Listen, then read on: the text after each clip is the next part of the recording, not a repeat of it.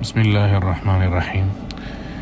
جانور کو ذبح کرتے وقت چونکہ سال میں ایک دفعہ یہ موقع آتا ہے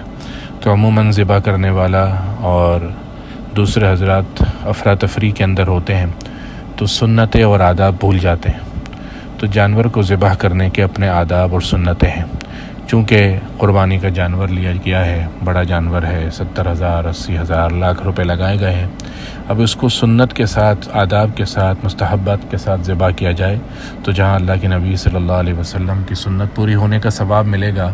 وہیں پر اس کے مزید اثرات ثمرات گوشت پر بھی اور انسان پر بھی، مسلمان پر بھی ظاہر ہوں گے۔ سب سے پہلے تو جانور کو قبلہ رخ لٹانا ہے۔ جانور کو قبلہ رخ لٹانے کے اندر ہماری طرف سے بہت کوتاہی ہے اور لوگ اس کو سمجھتے نہیں ہیں۔ قصائی بھی جاہل ہے اور لوگ بھی ناواقف ہیں دینی مسائل سے، تو کوئی گلا یعنی جو منہ ہے وہ اس کو قبلہ رخ کر کے ذبح کر رہا ہے، کوئی کھر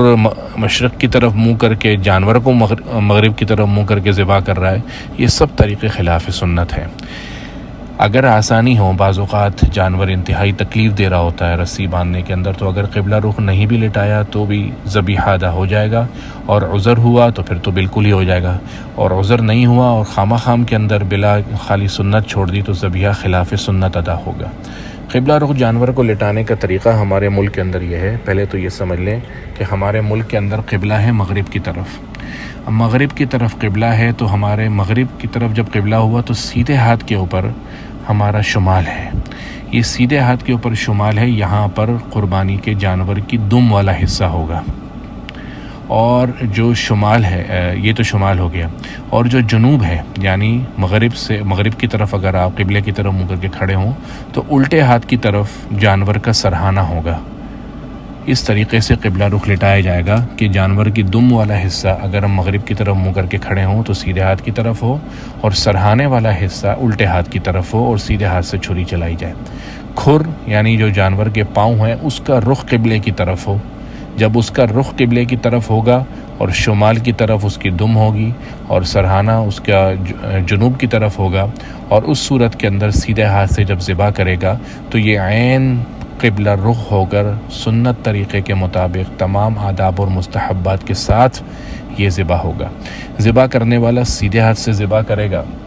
اور بہتر ہے کہ اگر آسانی ہو، سہولت ہے، بندہ ذبح کرنے والا، چھری چلانے والا جاندار ہے تو وہ اپنا سیدھا پاؤں جانور کے پہلو کے اوپر رکھ دے۔ یہ آپ صلی اللہ علیہ وسلم کی سنت ہے، لیکن اگر کچھ کے اندر کوئی تکلیف ہے، ظاہر ہے کہ ایک دفعہ ذبح کر رہا ہوتا ہے آدمی تو اس صورت میں بعض اوقات تکلیف کا بھی سامنا ہے، تو اس صورت کے اندر اگر نہ بھی رکھے تو کوئی مذائقہ نہیں ہے۔ ذبح کرنے والا باواز بلند پڑے گا بسم اللہ اللہ اکبر، یہ پڑھ کر وہ ذبح کرے گا، یعنی بسم اللہ اللہ اکبر پڑھ کر ذبح کرنا اور چھری چلانا، یہ پڑھنا اور چھری چلانا یہ دونوں عمل متصل ہوں،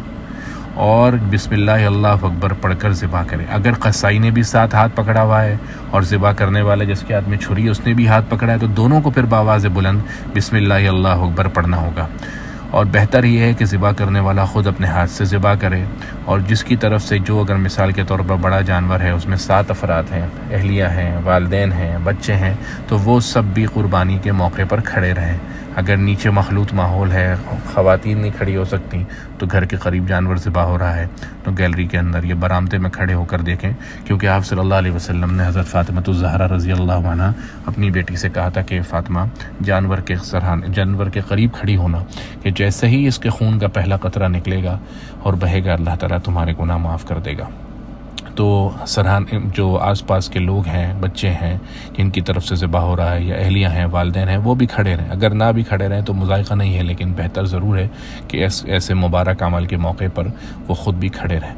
ایسے بعض اوقات قصائی کے منہ میں پان یا دوسرے لوازمات ماوا وغیرہ ہوتا ہے، اس کے اندر تکلیف ہو جاتی ہے، وہ لوگ پڑھتے ہیں ہم نے پڑھ لیا ہے، کسی کو آواز نہیں آتی، تو ایسے موقع پر اتنا بڑا مبارک عمل کر رہے ہیں، 80-90 ہزار کا جانور ہے یا مہنگا بکرا ذبح کر رہے ہیں، تو اس کے موقع پر اس کو قصائی کو بھی بولیں منہ صاف کر کے باواز بلند زور سے پڑھے۔ اگر ساتھ معاونت کر رہا ہے تو اس پر پڑھنا لازم ہے، اور اگر دوسرے لوگ ہیں جنہوں نے پاؤں پکڑا ہے، کسی نے دم پکڑی ہے، تو ان پر لازم نہیں ہے کہ وہ بسم اللہ اللہ اکبر پڑھیں۔ بسم اللہ اللہ اکبر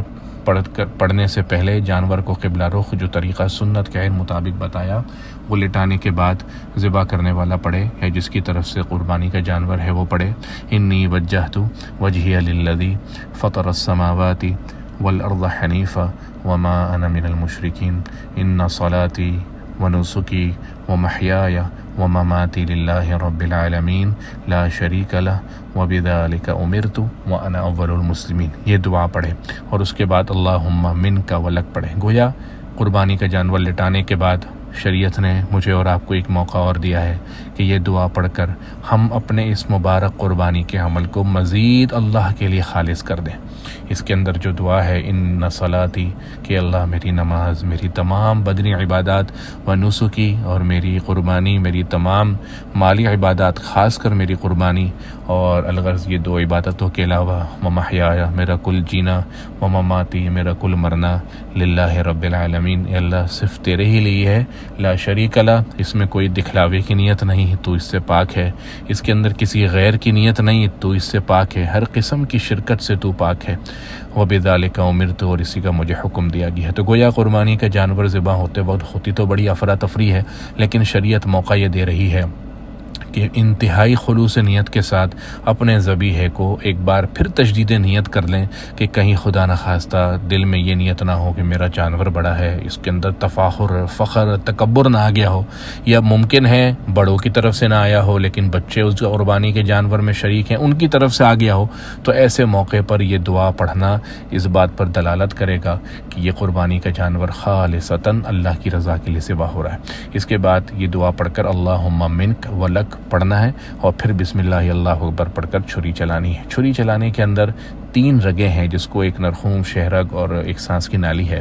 یہ 3 رگیں کاٹنا ضروری ہے اور عموماً قصائی ان باتوں کو سمجھتے ہیں اور یہ 3 رگیں کاٹنا ضروری ہے. کھڑی چھری یا جو سینے کے اندر چلائی جاتی ہے وہ بہتر یہ ہے کہ جانور ٹھنڈا ہونے کے بعد چلائی جائے تاکہ کسی قسم کی اس کو تکلیف مزید نہ ہو. اور ذبح ہونے کے بعد یہ دعا پڑھنی ہے اللہم تقبلہ منی کما تقبلت من حبیبک و خلیلک ابراہیم و محمد علیہم الصلاۃ والسلام. اگر اوروں کی طرف اور بھی اس جانور کے اندر شریک ہیں تو اس صورت کے اندر سب کا نام لیجئے اللہم تقبل من فلان، یعنی من زوجتی، میری بیوی کی طرف سے یا میرے والدین کی طرف سے نام بھی لیا جا سکتا ہے، یا نام لینے میں دقت ہے، تکلیف ہے تو اس صورت کے اندر دل میں نیت کر لے کہ فلانے فلانے فلانے کی طرف سے یہ قبولیت کی دعا ہے. تو اس طریقے سے سنت طریقے کے مطابق جب قربانی کا جانور ذبح ہوگا تو ثواب، اثرات اور اس کے نمایاں اثرات زندگی کے اندر ہمیں دیکھنے کو ملیں گے. اللہ جل شانہ قرآن مجید کو، تمام احکام شریعہ کو ہو بہو کما حقہ ہمیں سمجھنے اور اس پر عمل کرنے کی توفیق نصیب فرمائے.